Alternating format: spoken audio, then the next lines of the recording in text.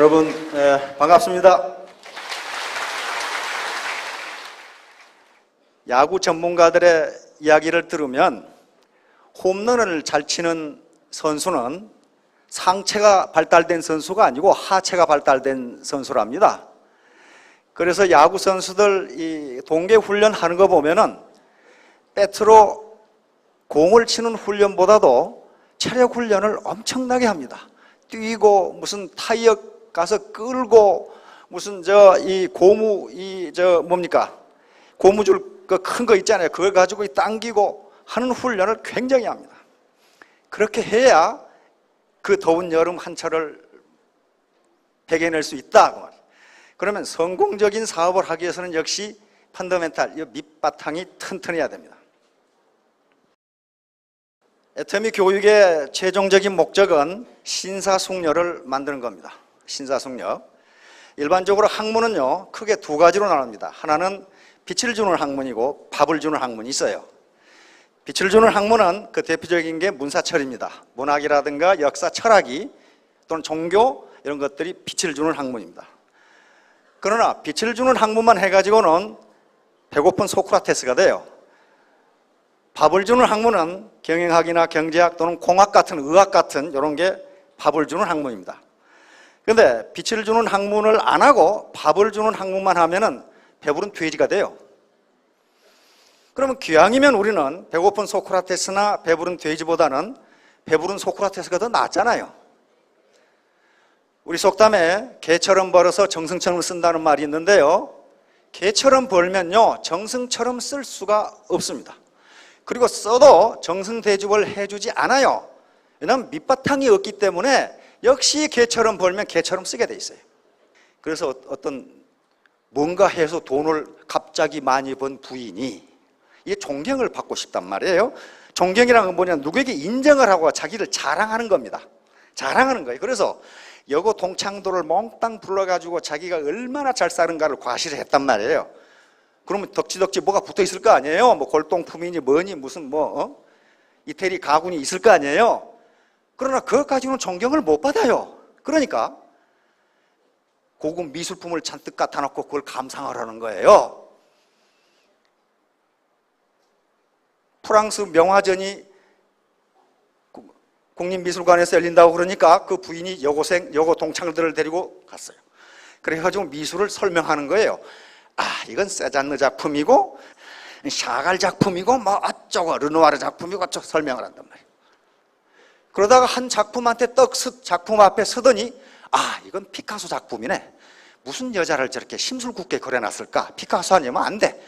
그러니까 지금까지 따라다니면서 듣던 가이드가 하는 말이, 부인, 그것은 그림이 아니라 거울입니다, 이렇게 말씀했단 말이에요.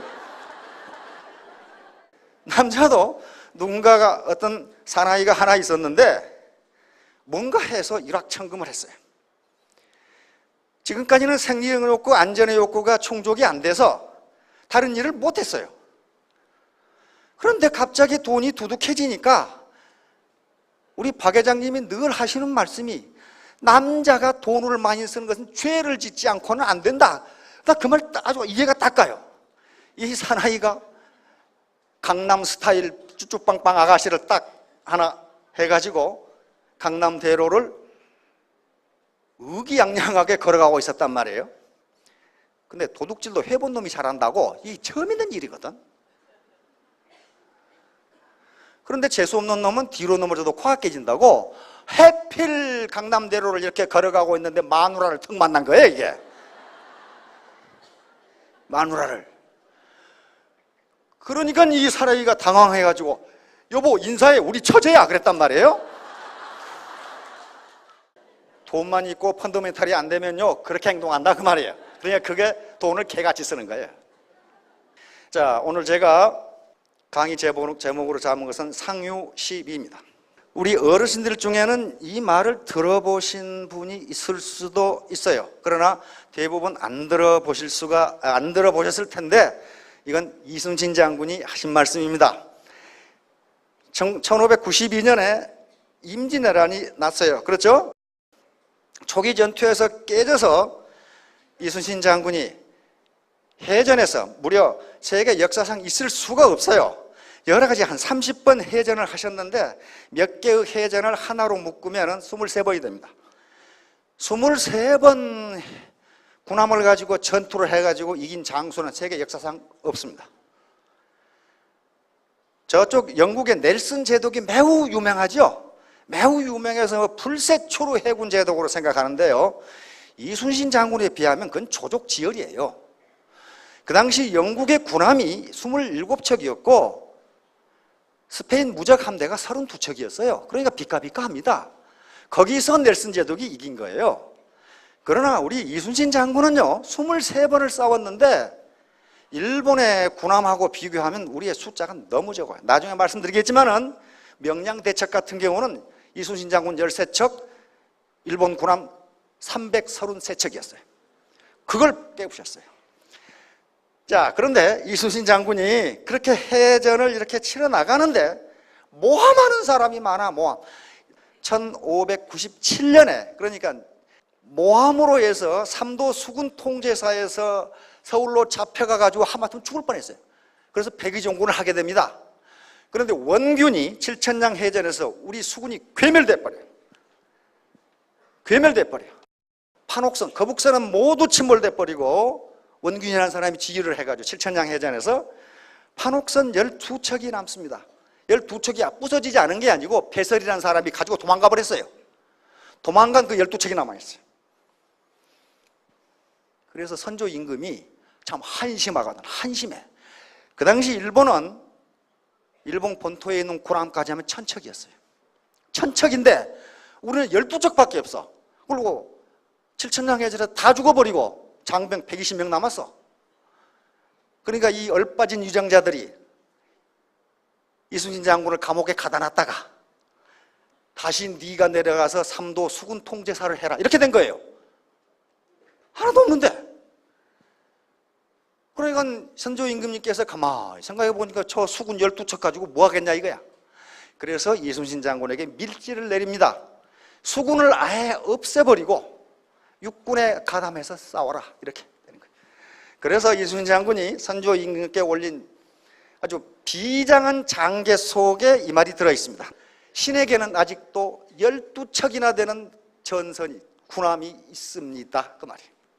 신에게는 아직도 12척이나 되는 군함이 있습니다. 이거 가지면 이길 수 있습니다 하는 거예요. 적은 1000척을 가지고 있는데 12척밖에 안 되는데 이길 수 있다. 이길 수 있다. 여러분 몇 척 가지고 있습니까? 다른 사람은 300척, 500척, 1000척 가진 것 같죠? 가진 것 같죠? 그렇다 하더라도 여러분들은 적어도 12척은 가지고 있습니다. 그 12척 가지고 이길 수 있다. 자, 임진왜란은 조선의 오판입니다. 도요토미 히데요시가 일본을 통일하고 조선을 침략하겠다는 얘기를 했어요. 다시 말하면 정명가도 명나라를 칠 테니까 길을 빌려달라 이렇게 요구를 했어요. 그럼 길을 빌려달라는 건 뭡니까? 조선이 항복하라 그 말이에요. 그래서 조선 정부에서는 두 사람의 통신사를 보내죠. 서인 황룡길과 동일 김성일. 요놈이 죽일 놈이에요 이제. 요분이 요놈이 아니고 선조님이시니까. 서인 황룡길이 이게 정사고 부사입니다. 황룡길은 일본에 갔다 와서 선조 임금께 도요토미 히데요시를 보니까 반드시 조선을 침략합니다. 대비를 해야 됩니다. 그런데 이게 당파 싸움을 하다가 동인 김성일은 내가 도요토미 히데요시를 보니까 쥐새끼 같아가지고 조선 침략할 의도가 없습니다. 이렇게 보고를 한 거예요. 그런데 당파 싸움 하던 이 조선 조정은 침략할 의도가 없는 걸로 그러다가 터집니다. 그래서 1592년 고니시 유키나가, 어르신들은 소서행장이라고 배웠을 거예요. 고니시 유키나가가 18,700명의 병력을 700척의 군함에 싣고 부산진성을 공격합니다. 부산진성을 공격을 하면은 경상좌수사, 경상좌수사는 뭐냐면은 경상도하고 전라도는 바다가 많죠. 그리고 인구가 많았어요. 그래서 경상좌도, 경상우도, 그 다음에 전라좌도, 전라우도 이렇게 나눠서 경상좌수라는 말은 경상좌도의 수군철도사 그 말입니다. 오늘날 같으면 경상도 좌측의 해군사령관이에요. 해군사령관, 진간 투스타급 될 겁니다. 해군기지 사령관이에요.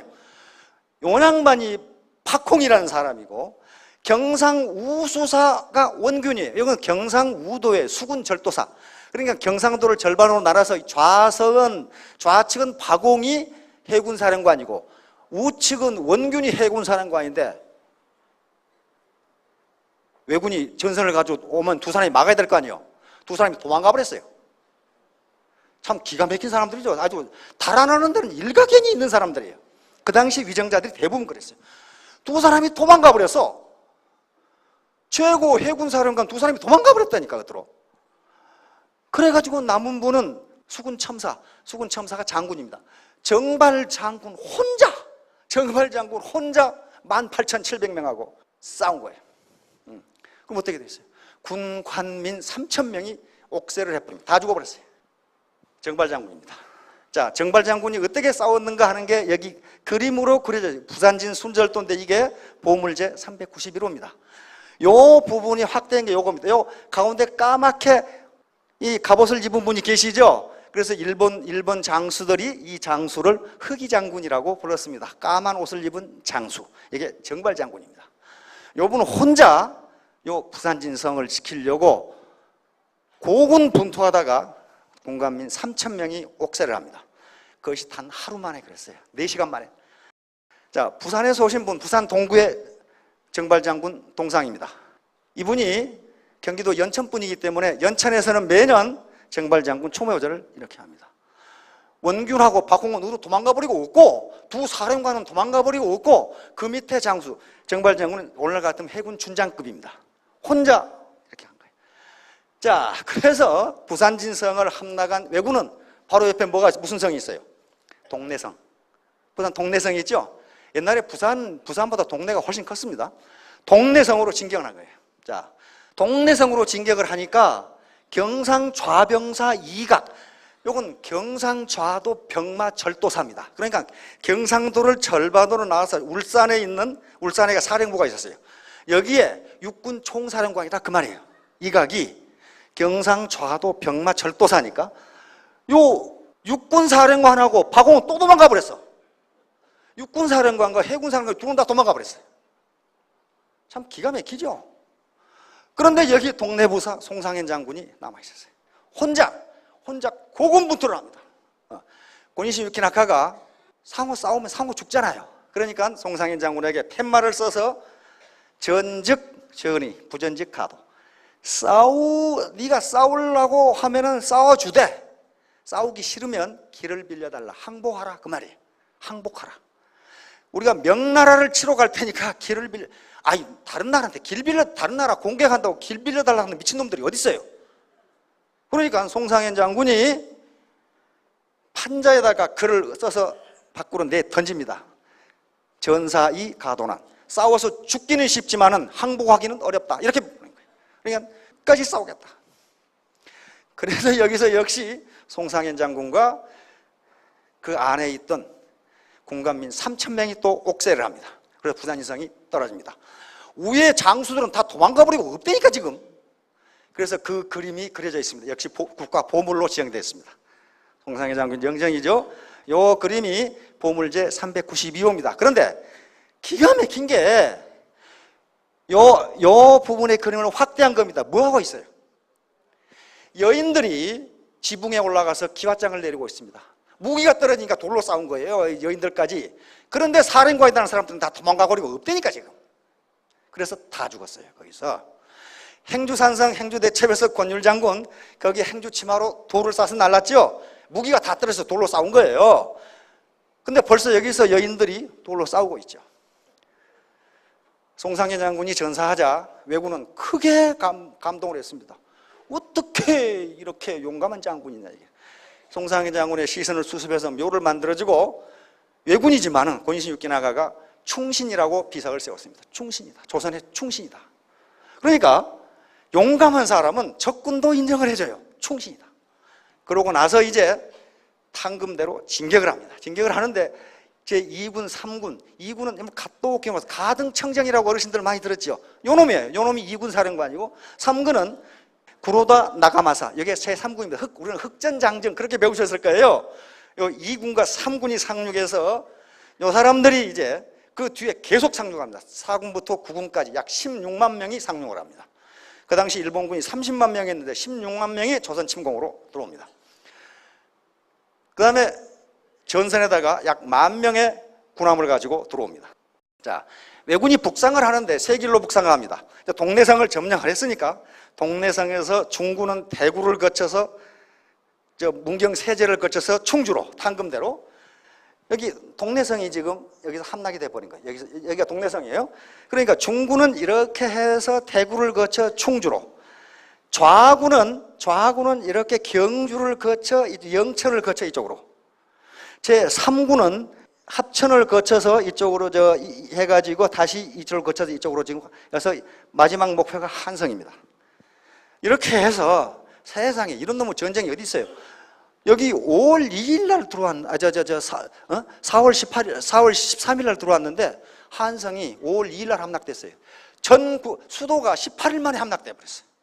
그러니까 어떻다는 거예요? 중간에 막는 놈이 한 놈도 없었다 그 말이에요. 막았죠. 누가 막았냐면 충주 탄금대에서 신립장군이 막았습니다. 이제 여기 일본 도요토미 히데요시 제1군 1군 사령관 고니시 유키나카, 2군 사령관 가토 기요마사, 이런 사람들입니다. 여기 도쿠가와 이에야스는 나중에 이제 도요토미 히데요시가 죽었을 때 지금 동경을 수도로 한 에도 정부의 막부입니다. 장군입니다.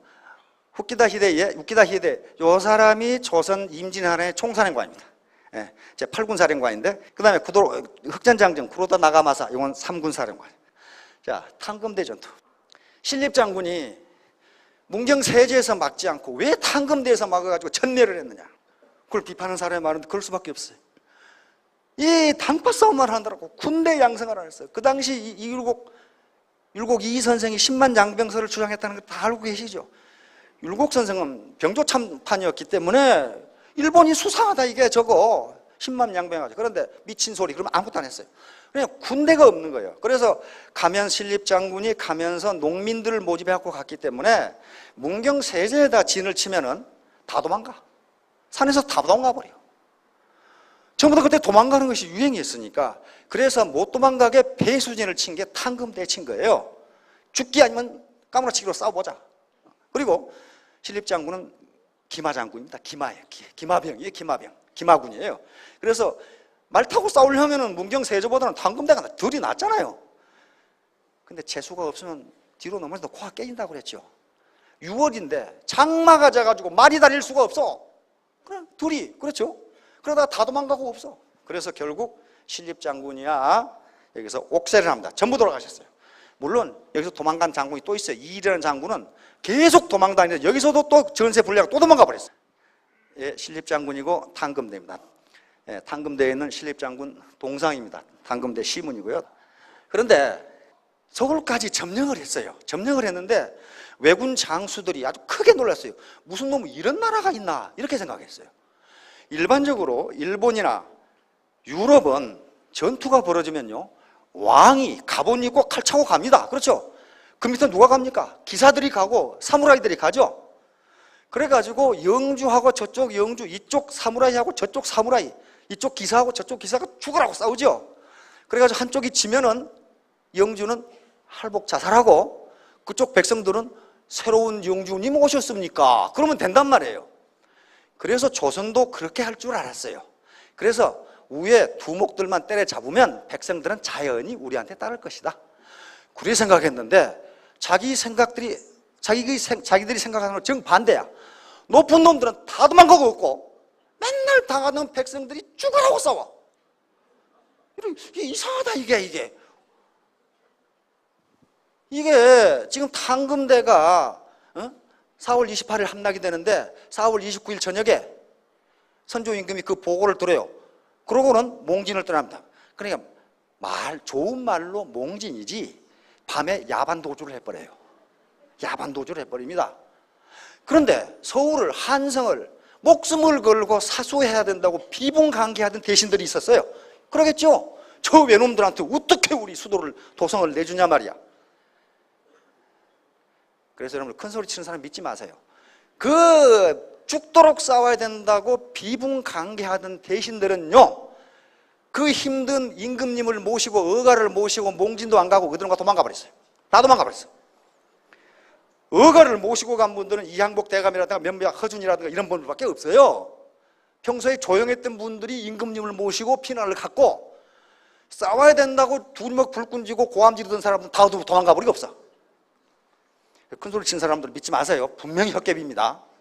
분명히 헛개비예요. 여러분, 사치란 말 아시죠? 사치라는 글자를 써놓으면 이게 아마 이 한자를 아시는 분은 어르신들은 아실 텐데 저 무슨 놈 저런 놈 한자가 있나 싶을 거예요. 이게 사치예요. 사치. 사자는요 큰데 밑에 놈자자예요. 그러니까 쓸데없이 소갈머리도 없이 큰 허풍만 치는 놈, 이게 사예요. 이건 남자입니다. 허풍만 치는 놈, 이게 사예요. 치는요 사람 옆에 마늘 다치면 이게 가만히 보여. 사람 옆에 귀걸이 주렁주렁 달고 있는 요게 여자예요. 사치가 남자는 허풍 치는 거고 허세 부리는 거고, 여자는 뭔가 만해가지고 주렁주렁 달고 다니고 뭐 이게 사치예요. 그럼 왜 그러느냐? 왜 그러느냐 이거예요. 그게 종족 번식 본능 때문에 그런답니다. 인류학자들의 연구에 의하면 남자는 뭔가 허세를 부려가지고 자기가 마음에 드는 여자를 꼬셔야 돼요. 그러니까 소골머리도 아무것도 없는데 큰 소리 빵빵 치면서 뭔가 해야 돼요. 봄에 개구리 어때요? 무지무지 못해서 울죠. 그거 지나고 나면 또 여름에 장마 끝나고 나면 매미가 사정없이 울어져 끼죠. 전부 수컷들입니다. 그거 우는 거. 수컷들이 내 목소리가 이렇게 크다는 걸 알리는 거예요. 암놈을 꼬시게 한 거예요. 암놈은 들어봐요. 어떤 놈이 큰가. 그래야만 좋은 종자를 후세로 남길 수 있기 때문에 그래요. 그래서 개구리 우는 거 보세요. 배에다 바람 빵빵하게 집어가지고 볼태기가 이렇게 튀어나오도록 이렇게 식으로 하잖아요. 그게 허세 부르는 거란 말이에요. 바람만 잔뜩 들어있는 게 허세예요. 여자는 왜 그러면 여기다 주렁주렁 달고 다니냐, 뭐 찍어바르고 이렇게 하느냐? 역시 종족 번식 본능 때문에 그런답니다. 그 허세 부르는 남자에게 간택을 받기 위해서 그런답니다. 인류학적으로 이게 사치입니다. 자, 그래서 뻥이 센 막 쿵쾅거리고 무슨 회사에 가서 그랬더니 그러더라.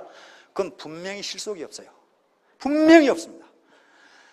자, 그래서 도망가 버렸다. 그래도 이때 도원수라는 제도가 있습니다. 도원수는 김명호는 초대 팔도 도원수입니다. 팔도 도원수라는 게 조선 팔도의 군 총사령관이에요. 그래서 선조 임금께서 몽진을 떠나시면서 김명원에게 팔도 도원수를 임명을 합니다. 수도를 지켜라! 수도를 지켜라! 근데 이분도 도망의 천재예요. 가만히 상황을 보니까 수도 못 지키게 도망가 버렸어요. 자기 부하 신각장군에게 네가 지켜라고 도망가 버렸어요. 근데 신각장군이 권위시육기나가 선봉대가 왔는데 신각장군이 섬멸을 해버렸어요. 근데 김명원이 가만히 보니까 자기는 도망왔는데 밑에 장수가 왜군을 섬멸을 해버리거든. 가만히 보니까 지가 쪽팔려. 자기가 당하게 생겼어. 그러니까 선조 임금께 거짓말을 합니다. 신각장군이 도망을 해가지고 왜군이 들어왔습니다. 참 비겁하죠. 선조 임금이 도망가면서 뿔따구가 나가지고 그럼 새끼 죽여버려라 그랬어요.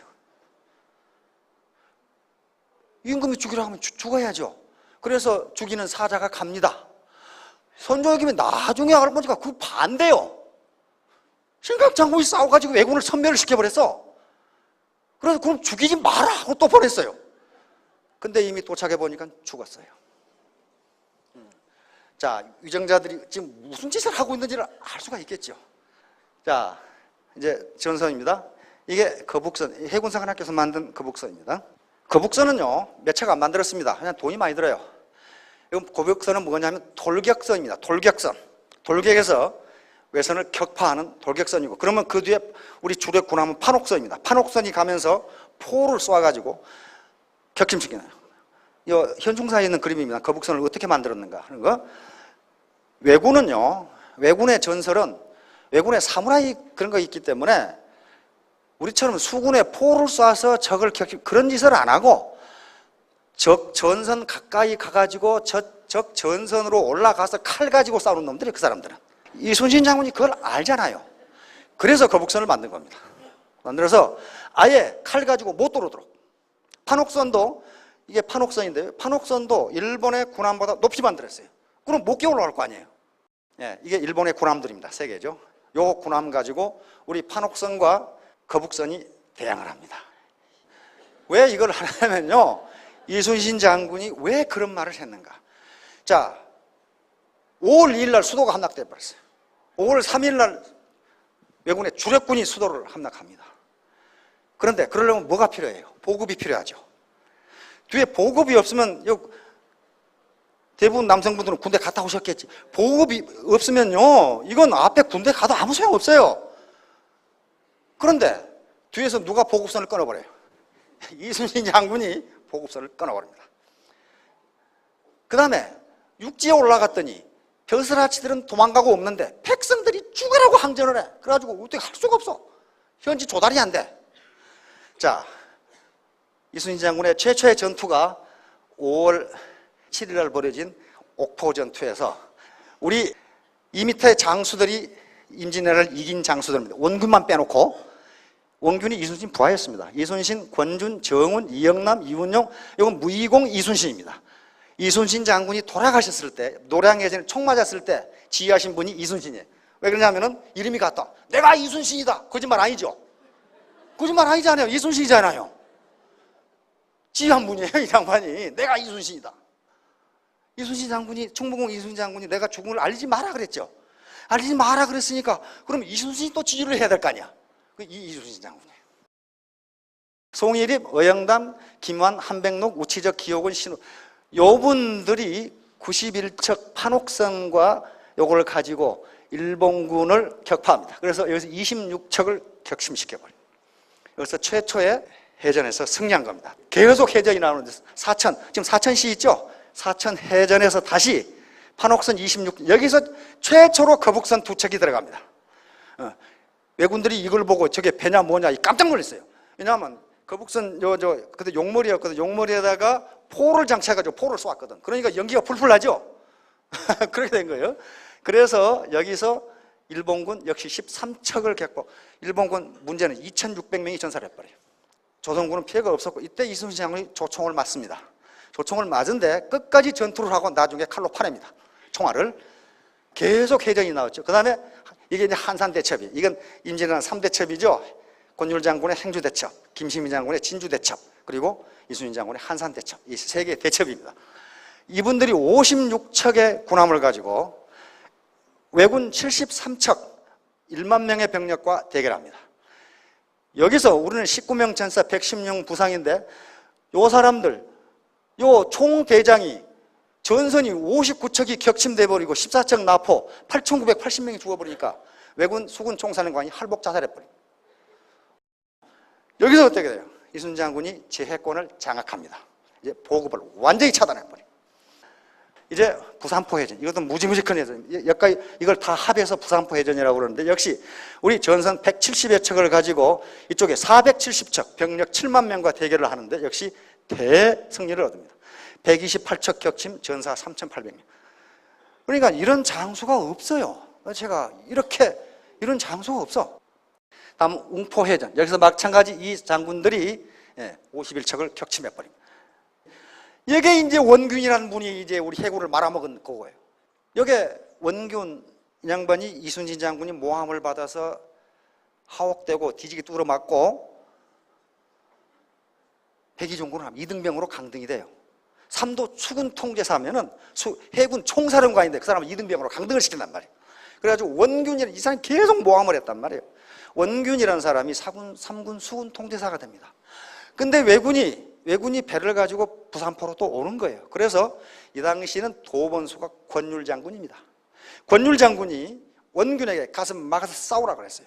왜냐하면 이 당시 우리가 가지고 있는 전선 가지면 왜군은 1,000척 가지고 있지만 우리는 300척이면 이순신 장군이 저 정도면 비까비까 한단 말이에요. 나 싸우라고 그러는데 원균은 도망만 다니는 거예요. 안 싸우고 핑계만 대고 있어. 나에게 군대 30만을 달라. 아니 조선 군 총 다 합해도 17만 밖에 안 되는데 무슨 30만을 어떻게 줘? 그러니까 그 말은 무슨 말이에요? 싸우기 싫다 그 말 아니에요. 권율 장군이 도원수가 얼마나 화가 났던지 삼도 수군 통제사 해군 총사령관을 불러다가 곤장을 칩니다. 곤장을. 이놈 새끼 좀 맞아봐라 이게. 어떻게 장수란 놈이 이런 놈이냐 말이야. 뒤지게 두드러 패가지고 겨우 또 전선에 나갑니다. 전선에 나가는데 제대로 하겠어요? 맨날 도망다니다가 300척이 다 격침됩니다. 거북선이 몽땅 격침당해버려요. 왜냐하면 전술도 없고 뭣도 없고 싸울 우지도 없고. 원균은 싸우다가 죽은 게 아니고요, 도망가다가 일본 병사 7명한테 걸려가지고 맞아 죽었어요. 도망가다가 참 기가 막히죠. 기가 막혀요. 그런데 이때 패설이라는 사람이 요양반은 경상우도 수군절도사예요. 그러니까 경상우도의 해군사령관이에요. 그런데 뒤에서 왜군을 공격을 해야 되는데 가만히 보니까 이거 새 불리하거든. 그러니까 12척을 가지고 도망가 버렸어요. 안 싸우고 도망가는데 그냥 도망가면 좋았는데 이순신 장군이 한산도에다 건설해 놓은 그 해군기지를 다 불태우고 도망가 버렸어요. 그래서 이순신 장군이 만들어 놓은 통제형 한산도가 잿더미가 돼버립니다. 이 배설이라는 사람이 불지르고 도망가 버린 거예요. 12척 가지고. 근데 또 다행인 것이 세상 만사 세옹지마라고 원균이 이렇게 조선 수군을 말아먹으니까 감옥에다 잡아넣었던 이순신 장군 네가 가서 해보라. 이제 그렇게 된 거예요 이제. 그래서 이순신 장군이 다시 삼도 수군 절도사가 됩니다. 여수로 옵니다. 여수로 오는데 여수도 안 되겠어요. 이미 제해권을 일본이 장악하기 때문에 안 돼요. 그래서 저쪽 벽파진이라고 하는 지금 진도 있죠, 진도. 그쪽으로 갑니다. 그래서 급히 이제 배 한 척을 더 만듭니다. 판옥선 13척 가지고 싸우는 겁니다 이제. 그런데 그 13척 가지고 외선 333척을 격파해 버립니다. 참 여러분 300척 격파할 수 있죠? 12척 가지고 있으면.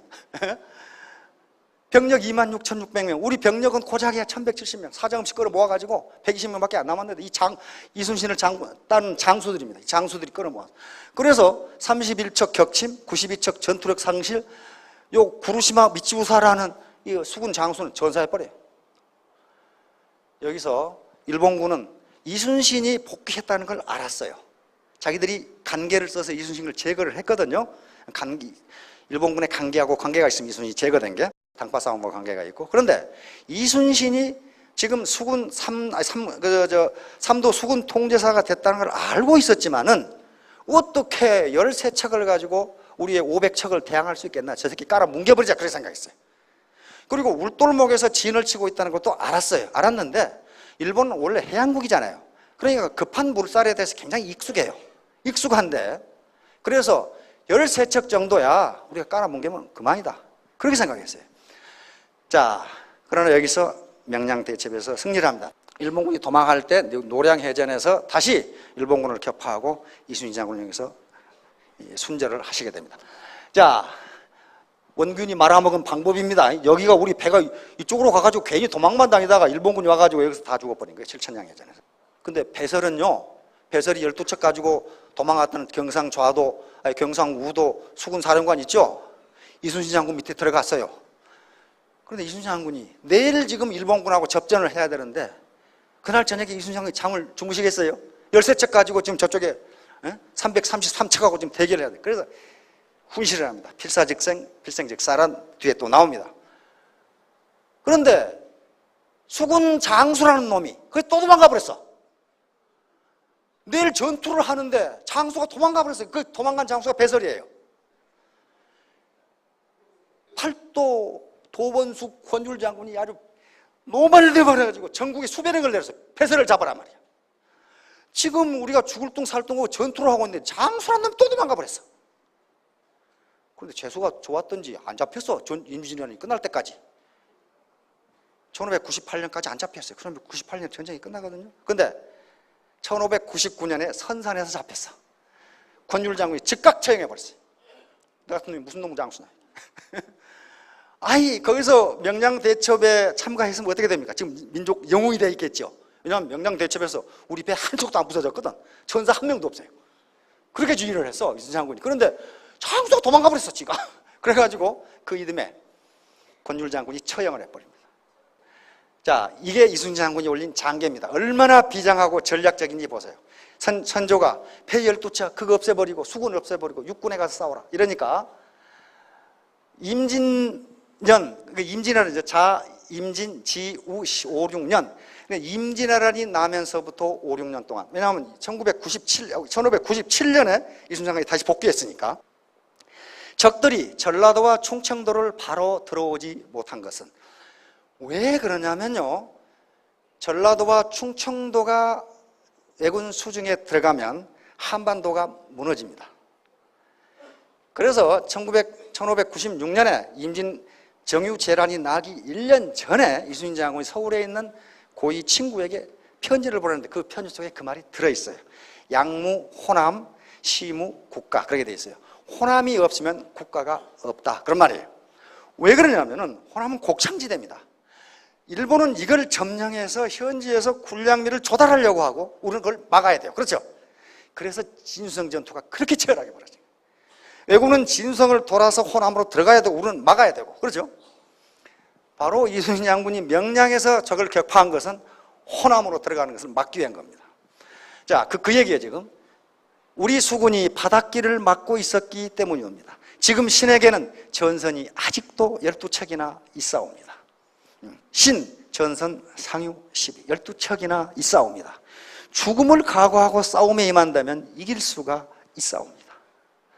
지금 만약 수군을 완전히 없애버렸어요.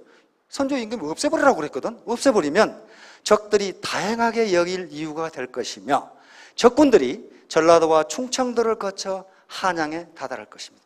전라도와 충청도를 잃으면 한양이 점령된다. 이것이 바로 신이 두려워하는 바이옵니다. 전선의 수가 비록 적지만 신이 죽지 않는 한 적들이 우리를 감히 업신여기지는 못할 것이옵니다. 이게 이순신 장군이 선조님께 올린 장계예요. 얼마나 전략적으로 타당하고 각오가 아주 단단합니까? 자, 그래 놓고 이제 싸우기 하루 전에 장병들을 가지고 부었고 정신훈화를 합니다. 이게 이제 임진한테 해전입니다. 자, 이 말을 합니다. 필사즉생, 필생즉사. 너희가 반드시 죽겠다고 싸우면 산다. 그러나 요행이 살겠다고 싸우면 죽는다. 13척을 가지고 333척하고 싸워야 되는데 총사령관의 입장에서 어떡하겠어요? 그거. 이렇게 싸우라는 거예요. 이것은 오자병법 속에 들어있는 말입니다. 이순신 장군이 그 말을 했어요. 병법에 의하면 이렇다더라. 한 사람이 중요한 곳을 지키면 1000사람이 거기를 지나가지 못한다. 어렵게 된다. 이런 말을 했단 말이에요. 그래서 바로 명량대첩 하루 전에 쓰신 글씨입니다. 이순신 장군이. 하루 전에 쓰신 글씨. 여기 써져 있죠. 이순신 9월 15일 이렇게 돼요. 그날 하루 전날 저녁에 쓰신 글씨입니다. 여기 현충사 가면 여기 비석에 써져 있죠. 필사즉생, 필생즉사. 죽기 살기로 싸우면 산다. 그러나 살려고 싸우면 죽는다. 난중일기입니다. 난중일기 속에 이 말이 들어있어요. 내가 이 말을 했다. 이렇게. 명량대첩 울돌목에서 어떻게 싸웠는지 그 얘기입니다. 자, 일심정도 기불승고. 그러니까 한 마음으로 정진하면 성공하지 못할 것이 없다. 12척 가지고도 죽기 살기로 하면 333척을 이길 수 있다. 내 처지가 비록 이순신 장군처럼 주변에 모함하는 놈, 뭐하는 놈, 말 안 듣는 놈, 도망가는 놈 많은데 그래도 죽기 살기로 싸우면 이길 수 있다. 그런 얘기입니다. 성공 비결과 포도주잔. 이것은 그리스의 한 도시국가에서 있었던 얘기입니다. 한 젊은 놈이 왕한테 가가지고 임금님, 왕이라면은 나에게 성공하는 비결을 좀 가르쳐 주세요. 왕이 그런 것도 못 가르쳐 줍니까? 그렇게 했단 말이에요. 왕이 그래, 그거 가르쳐 주마. 그런데 한 가지 조건이 있다. 내가 포도주 한 잔을 따라줄 테니까 요 포도주 잔을 가지고 요 시내를 한 바퀴 돌아오라. 그런데 포도주 잔이 한 방울이라도 넘치면 너는 즉각 죽이겠다. 포도주 잔이 넘치지 않고 돌아오면 내가 그 성공 비법을 가르쳐 줄게. 그랬단 말이에요. 그래가지고 요 놈이 포도주 잔을 들고 가득 찬 포도주 잔을 들고 시내를 도는 거예요. 그런데 정말 한 방울도 흘리지 않고 돌아왔어요. 그래서 왕이 물었습니다. 너 거리에서 아가씨들 돌아다니는 거 봤느냐? 못 봤는데요. 정신이 없죠. 이것만 먹으러 가니까. 술집에서 술 먹는 거 봤느냐? 못 봤는데요. 장사하는 거 봤느냐? 못 봤는데요. 요거 넘치면 목이 달아나잖아요. 지금 그러니까 이게 정신을 집중해서 돌다 보니까 싸우는 놈, 술 먹는 놈, 연애하는 놈, 자빠져 사는 놈 한 놈도 못 본 거예요. 그래서 임금님이 그게 바로 성공 비결이다. 네가 한눈을 파니까 온갖 게 다 보인다. 욕하는 놈, 뭐 돈 많이 버는 놈, 뭐 하는 놈 다 보이는데 네가 하는 일에 정신을 집중하면 어디서 싸우는지 너를 모함하는지 아무것도 보이지가 않는다. 그러면 그것이 성공 비법이다. 요 얘기예요. 중성몰촉입니다. 이건 사기에 나오는 이장군 열전에 나오는 건데 이광장군이라고 활을 잘 쏘는 분이 있었습니다. 사마천에 사기에 나옵니다. 이분이 사냥을 갔다가 호랑이를 발견해가지고 활을 쐈어요. 정통으로 맞았어. 호랑이한테 맞았는데 호랑이가 안 움직여. 이상하다 해서 가보니까 바위에 화살이 꽂혀 있어. 바위를 호랑이로 잘못 본 거예요. 자기가 화살을 쐈는데 바위에 꽂혀 있는 거예요. 이게 중성몰촉입니다. 그런데 이거 봐라. 다시 돌아와서 쏘는데 안 들어가. 왜 그렇겠어요? 처음에는 그걸 맞추지 못하면 어떻게 됩니까? 관통시키지 못하면 자기가 죽어. 죽기 살기로 당긴 거예요. 그러나 그것이 바위란 걸 알고는 무의식적으로 힘이 덜 들어가요. 그러니까 안 꽂히지. 이게 무슨 야담에 나오는 게 아니고요. 사마천의 사기에 나와요. 사기에 나오는 얘기입니다. 이 장군이라는 이광장군이라는 아주 맹수 같은 장군이 있었어요. 자, 요겁니다. 정신 집중함. 네. 누구나 12척은 결론적으로 가지고 있습니다. 가지고 있어요. 일체유심적 모든 것은 자기가 생각하기 나름이다. 세상만사 마음먹기 나름이다. 마음먹기에 달려있다. 이게 일체심주의. 마음먹기에 달려있다. 정신일도 하사불서. 정신을 한 군데로 집중하면 못할 일이 뭐가 있느냐. 이게 정신력의 힘이, 이건 이미 학자들에 의해서요 증명된 겁니다. 심리학자들, 정신분석학자들 이렇게 하면 된다 하는 게 증명이 돼 있어요. 자, Attitude in Everything. 이것은 미국의 저명한 폴 마이어라는 성공학자가 만들어낸 말입니다.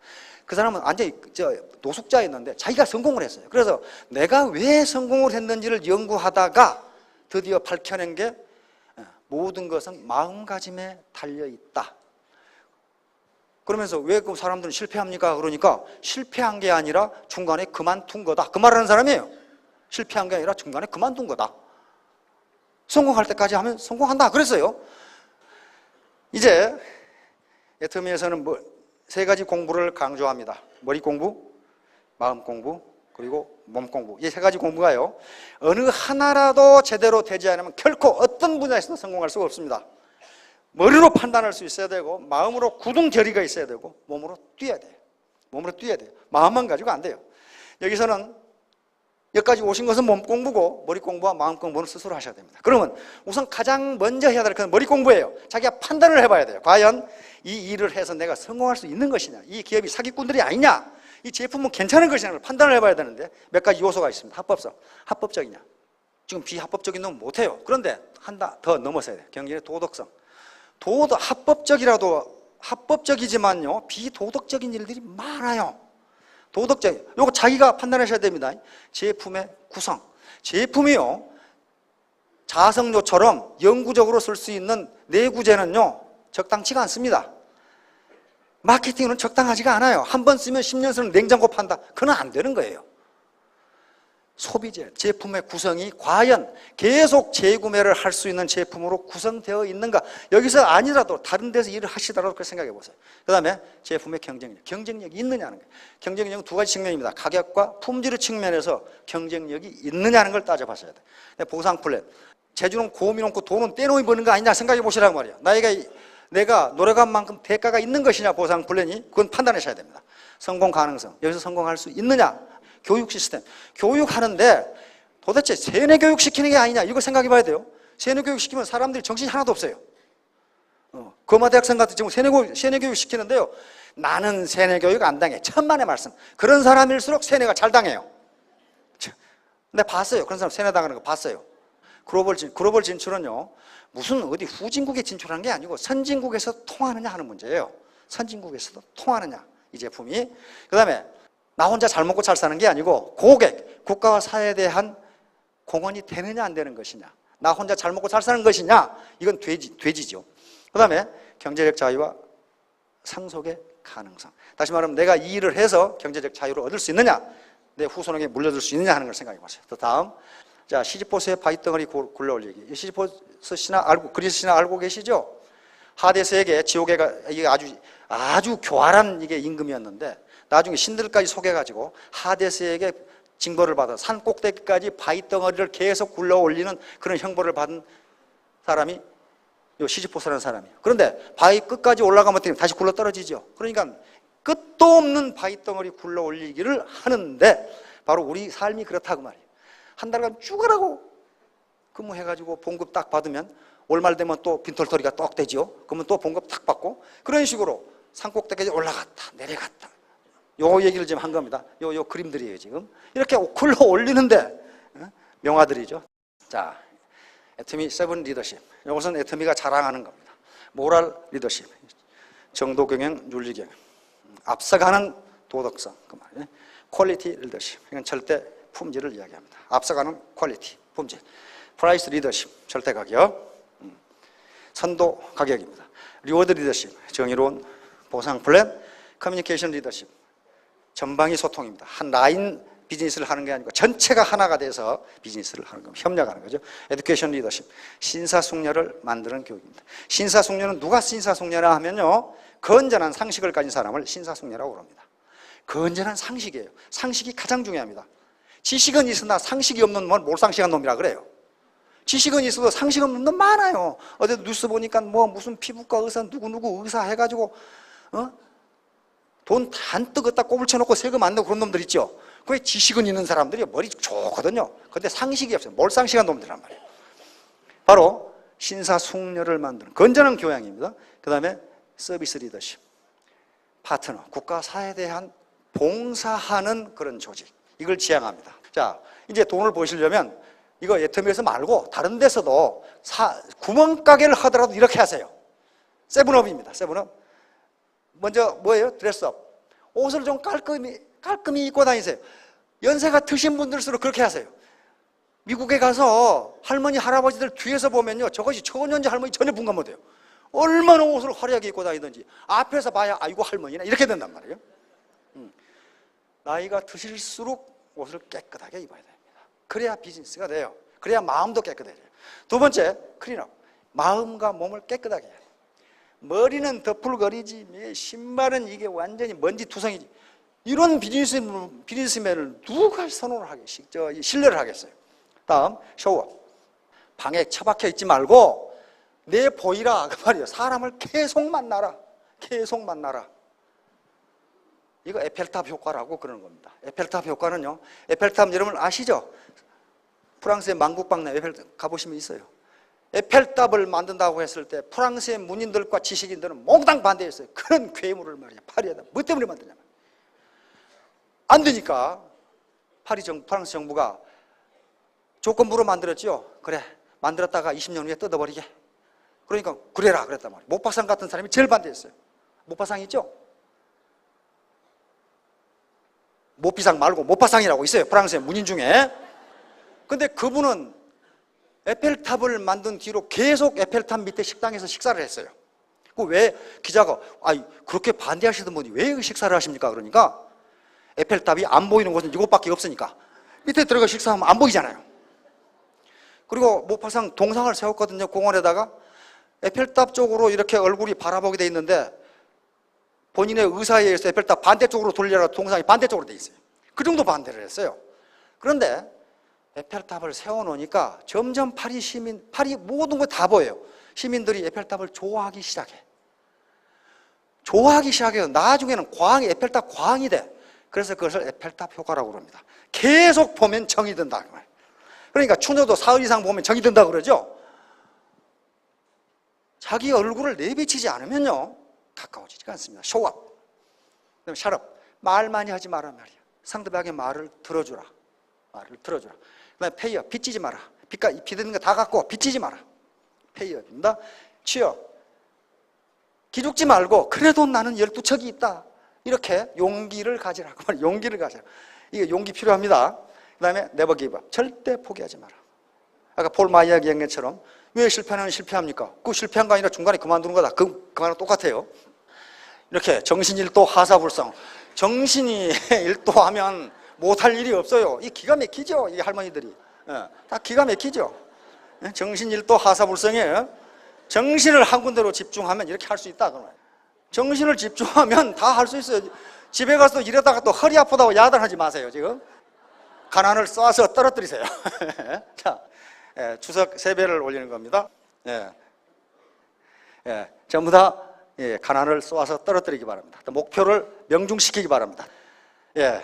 이게 애터미 성공 작전입니다. 자, 모두 나는 그래도 12척은 가지고 있다 이렇게 생각하시는 분은 일심정도 기불 성공. 마음의 한 곳에 모으면 무슨 일을 하든지 성공한다. 마음, attitude is everything. 모두 성공하시기 바랍니다. 감사합니다.